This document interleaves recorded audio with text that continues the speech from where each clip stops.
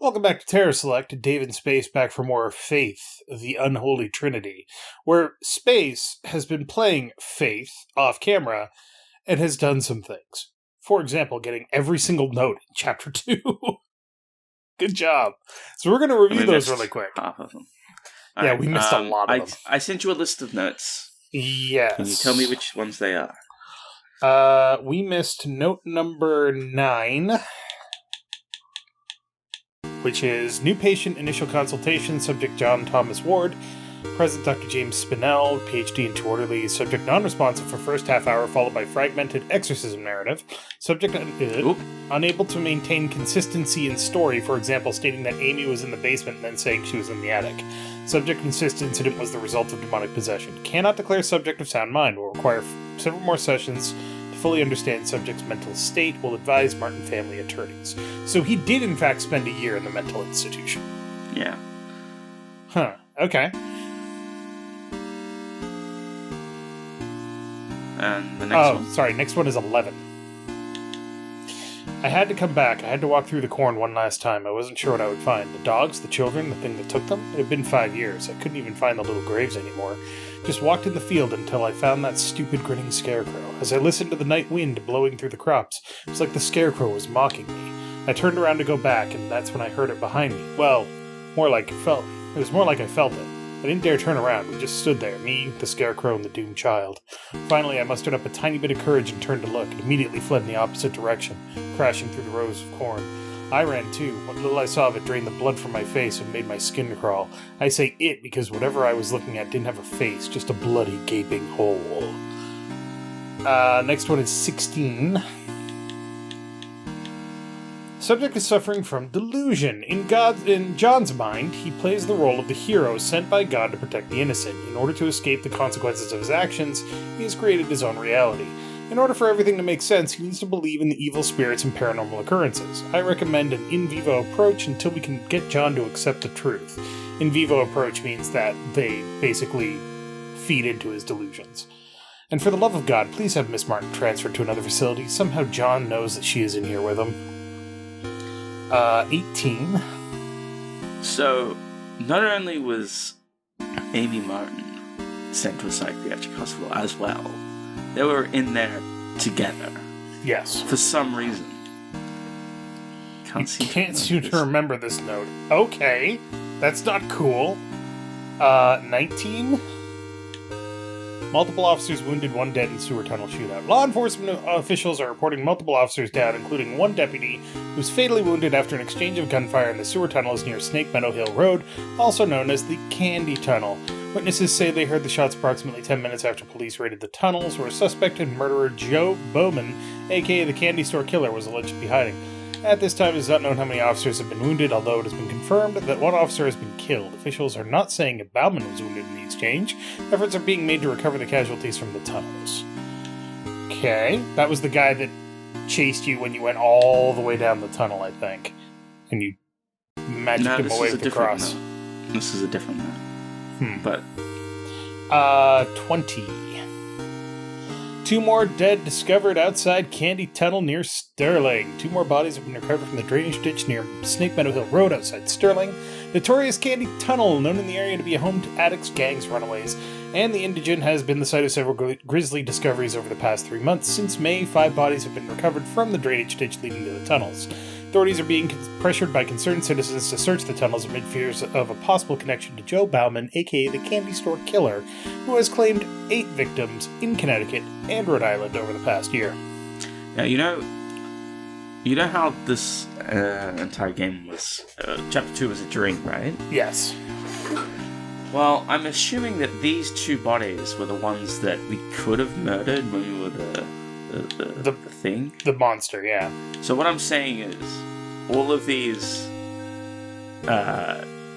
newspaper sort of articles that sort of affected his dream to the point where he thought he was in the dream investigating.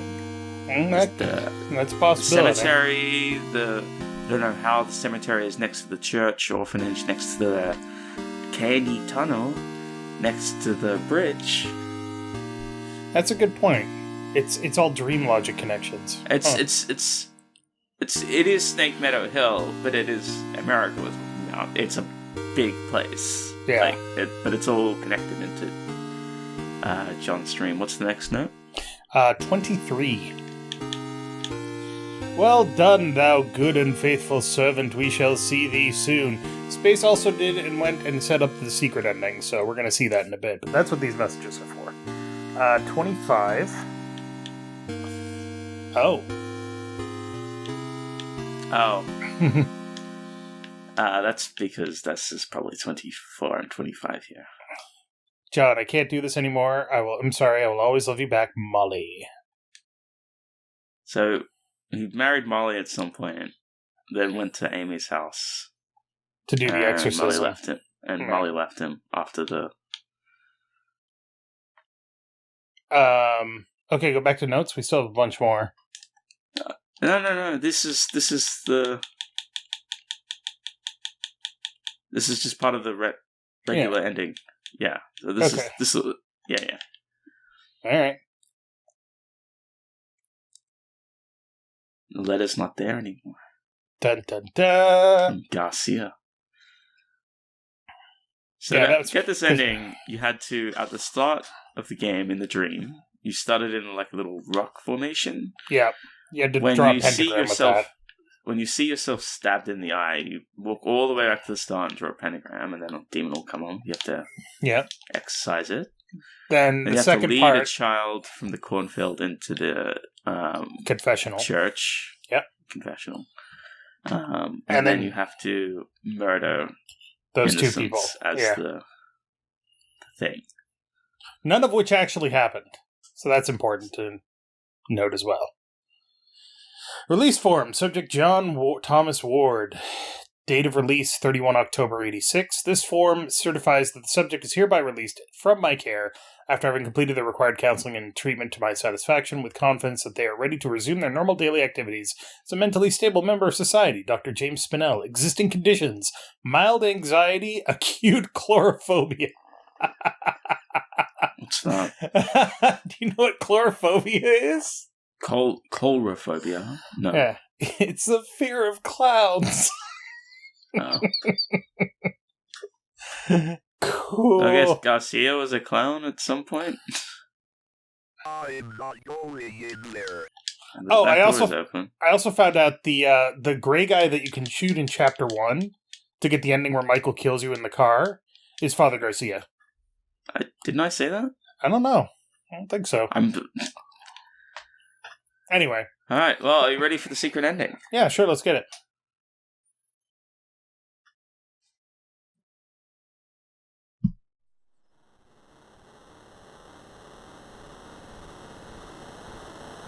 Oh, cool.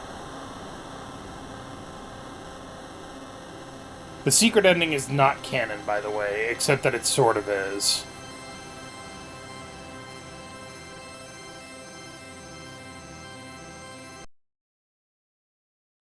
Ending 3, Initiation.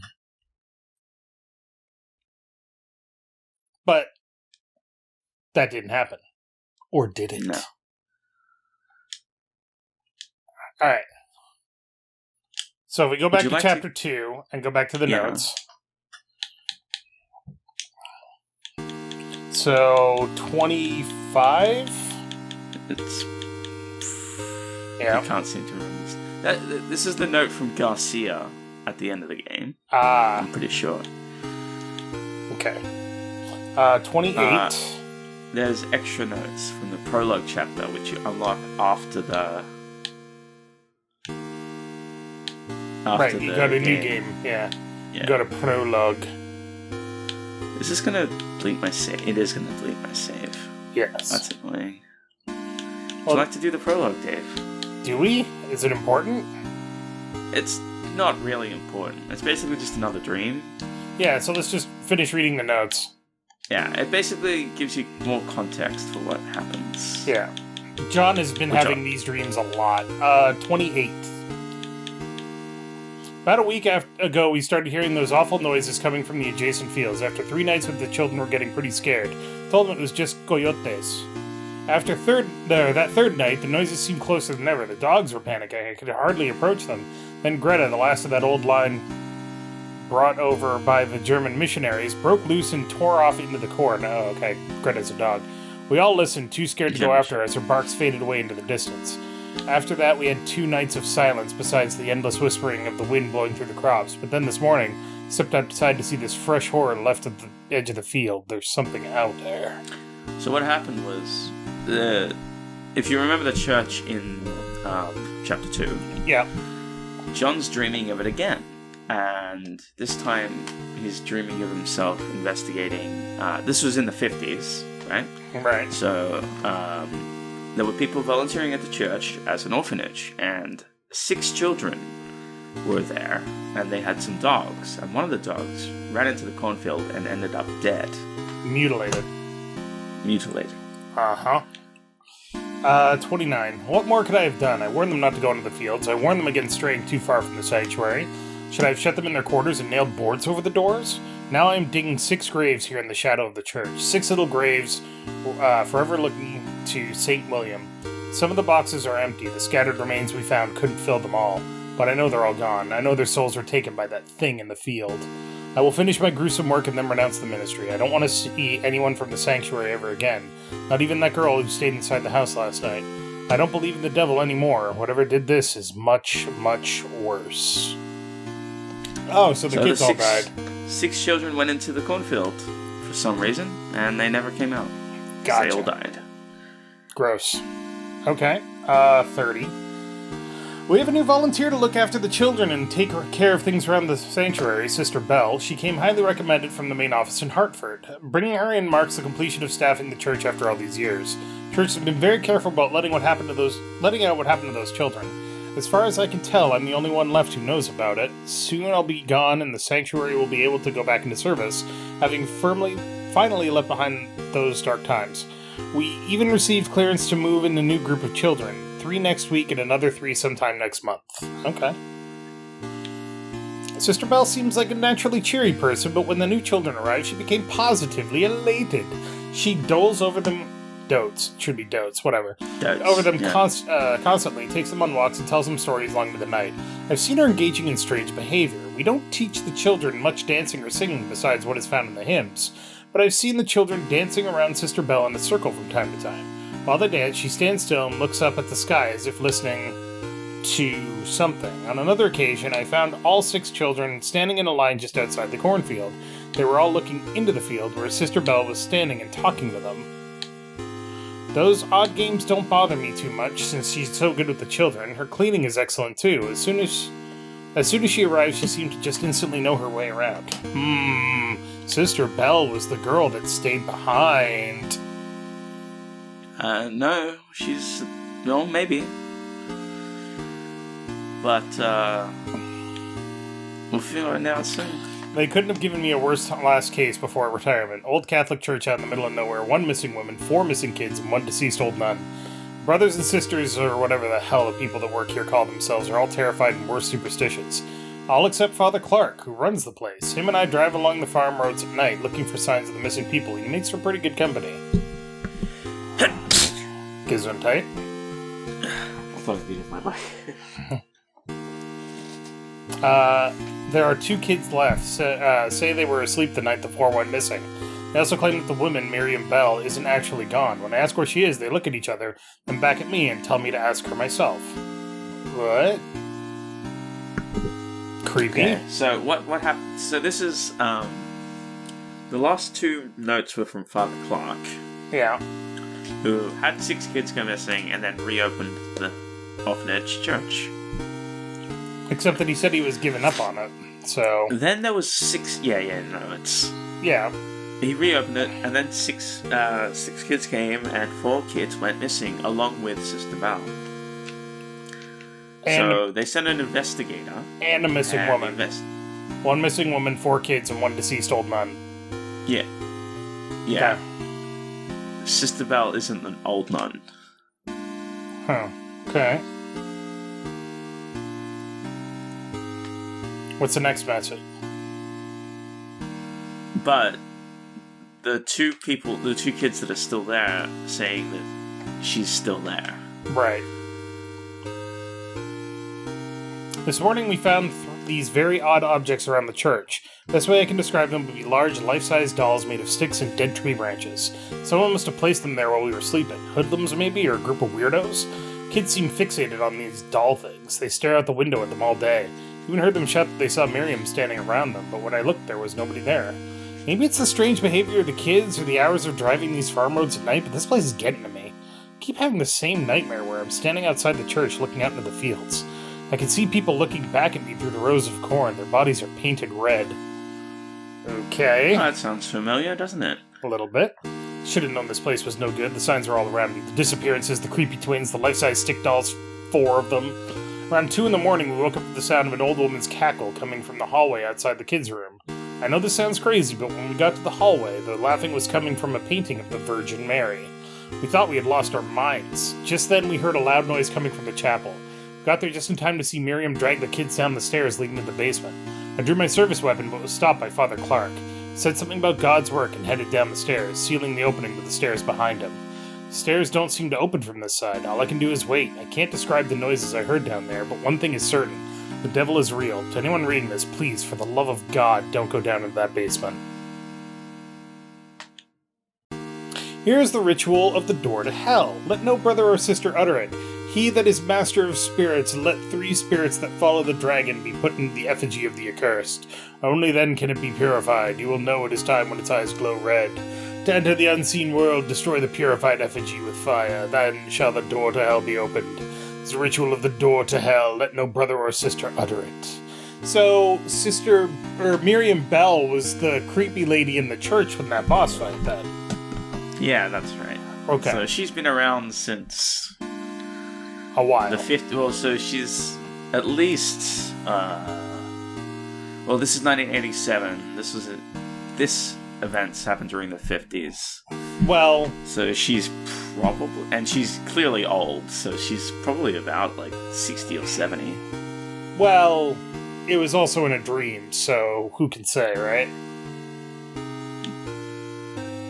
And that's it. That's all the notes from Chapter 2. There is one very important note in Chapter 1. Did you get it? Yeah. Okay. We need note number 19. The ones that we missed were 4, 6, and 9. 4, I put some people walking through the woods or around the house last week. Not kids, just regular adults. Told me they got lost while hiking. Went back towards the road. The whole thing just didn't feel right. I should go dig up Bob's rifle out of the storage. Oh, we know that rifle. Yeah, we shot it 3 times at a class. Mr. Martin, it's taken longer than expected registering the markers on your property as historical cemetery.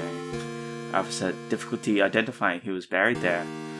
The inscriptions on the gravestones are written in a language we cannot identify. I've sent the gravestone rubbings to some of my peers at the University of Connecticut. I will reach out to you when I get a response from them. All the best. Interesting. Number 9. Yeah. Father Garcia, you're here, but we've seen this one, actually. This was in Chapter 2. Yes, it was the first note in Chapter 2. And then 19. This is the ceremony for opening the let no brother or sister utter it. This is not the same as the one we just saw. Prepare the use the right index finger to draw the signs of the on the floor, bring an impure vessel to the signs of the let a brother or sister drink at each sign of the carve the face of the blood that fills the opening is the new let 7 be taken from their mothers and lowered into the Upon the offering of the 7th the will emerge from the This is the second death. The second death is the most important thing about this series. So I wanted to make sure we got that. So this is basically saying the reason why Amy has a hole in her face is because she did this. Whatever they did to her, whatever happened during the time Amy escaped from the psychiatric institution, she was probably taken by the cultists, which is why we found that fresh summoning circle inside the basement.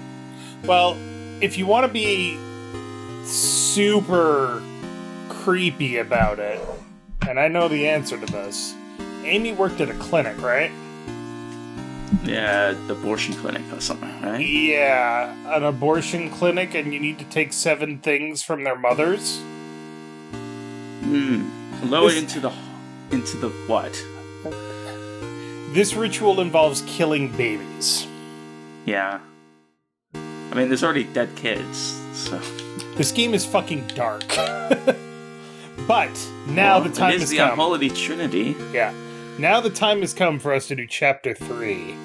Now, I am aware there's 3 endings. We're going for the perfect ending for the first time, right? I would assume we're going for the perfect ending. Right. Generally, you have to restart the game to do each of the endings, so... Yeah.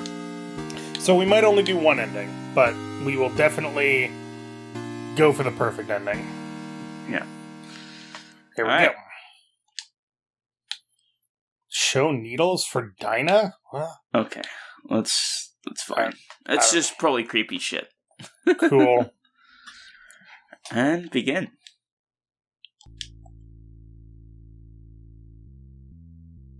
I think it's winter now. That's Father Garcia. September 21st, 1986. It's before. This was the first exorcism. That's not Garcia. Don't need to tell you that this assignment is top secret.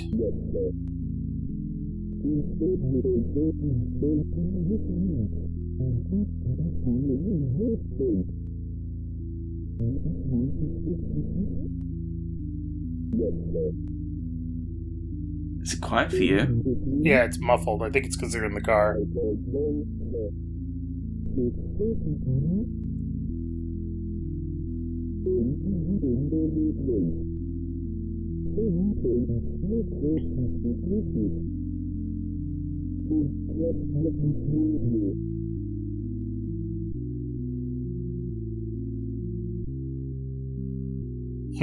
Interesting. Oh, you can move. I don't have a crucifix. Well, I think you're not trained to use it yet.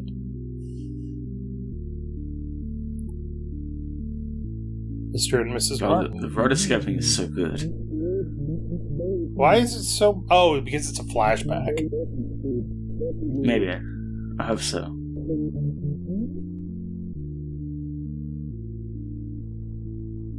I might have to turn it up. We'll see. We'll see. Something on the fridge there. We've seen those things before.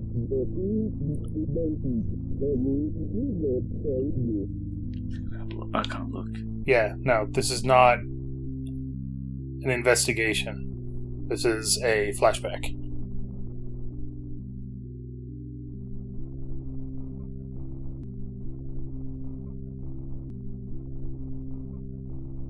Nope, follow Father Garcia. Let him go. Oh, no, he's following you. Never mind. Notice that Mrs. Martin's okay? Huh. That was the attic. It was. That's why... This is a bad dream. Yeah. I think. I hope. Because remember in the note, the first half hour, he said there was inconsistencies where Amy was in the basement and then the attic. Yeah. And Bob just said she was tied up in the basement. Hi, Amy.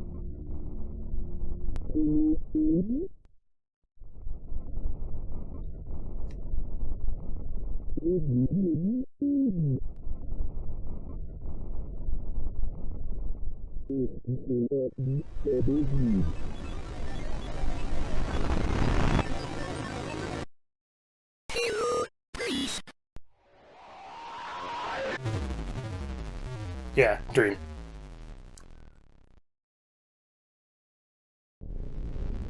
October 28th, 1987. 3 days until the Profane Sabbath. John, we don't have much time. The Profane Sabbath is almost upon us. If they find Nate and Jason, they will perform a ritual on them to call forth a demon of unspeakable power. The name of that demon is Malthus. I'm in the process of discovering their whereabouts. I will contact you again soon. We must not let them do to the boys what they did to Amy, Father Garcia. Oh, your cross is bronze now. Okay. Yeah. Faith is wavered. Why? I'm not going in there. Why? We'll find out. Another letter. But before... No, go get... Oh. See? Have you forgotten already? Things are never quite what they seem. If you can't discern truth from lies, try remembering what you know to be true. Press escape or the start button to review your notes. Yeah, that was worthwhile. Oh. Doesn't seem like there's anything down here. Nope. Alright, let's go. I mean, you could exercise your fucking dryer there. Fucking wet as shit. John, I can't find Nate or Jason Martin in the state foster care system. It's possible that after what happened last year, they went to live with relatives. I will try to find out what I can. Meanwhile, go investigate the clinic where Amy worked. We must find the place where they intend to summon Malthus and disrupt their plans. Vaya con Dios, Father Garcia. Alright. It's time to go. I think it's entirely possible that John had a psychotic break after the demon exorcism a year ago.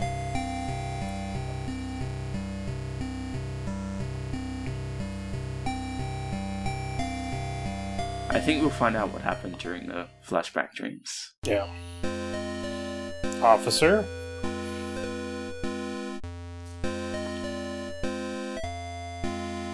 Oh. Don't get run over by cars. This is no place for you, preacher. See that red guy? Where? In the car that just drove past. I did not. Oh. Achievement unlocked, Pinde. Got run over by the air-off truck at least once in all 3 chapters. Good job, Space. Okay. This is no place for you, preacher. I think it's a brothel. Oh yeah, he was a red guy. Okay. No, it's the clinic. No. It's down the road. Ooh, Calling all metal fans. Beelzefest 1987 rocks the hell out of Hartford. Friday night, 10 p.m. to 2 a.m. featuring appearance by When All Is Said and Done, Trust No Corpse, The Horror Is Dead, Basement 2, Return to Bondage, Among the Bloodied, Lying Still in Silence, Mother of Shadow, and Door to the Afterbirth. Advance sale tickets $3, admission at the door is $5. It's also worth noting that this game is at least partially inspired by the Satanic Panic of the 80s. Where everybody's like, oh my god, Dungeons and Dragons are turning people into wizards and witches. You feel watched. Did I just enter the... Yep.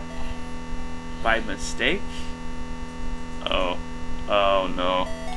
Well, next time on CharacterSelect. To Rhonda Erickson from Gary Miller. Facts. Hi, Rhonda. Just a couple of reminders after last week's visit. Please keep your desk tidy. Our patients need to feel at ease at their health experience. Remember our sales points. Clean, quick, courteous. Do not return any calls from the Department of Health before notifying me first or leaving a message with Tiffany. Cannot afford another surprise inspection. Please do call me on my direct personal line if you happen to hear back from Miss Martin. One more thing. Keep Jeffrey out of sight. Remember, Gary loves you. So thank you very much for watching. Make sure to click that like button down below if you liked it. And space. This is already creepy. We haven't even started yet. It is boarded off. Over the door. Thank you, John. It's okay. Gary loves you.